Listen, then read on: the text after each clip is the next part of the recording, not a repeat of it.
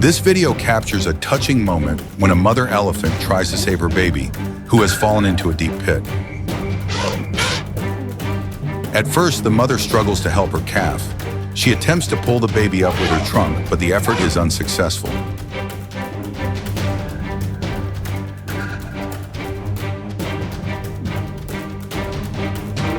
The calf is visibly struggling to climb up.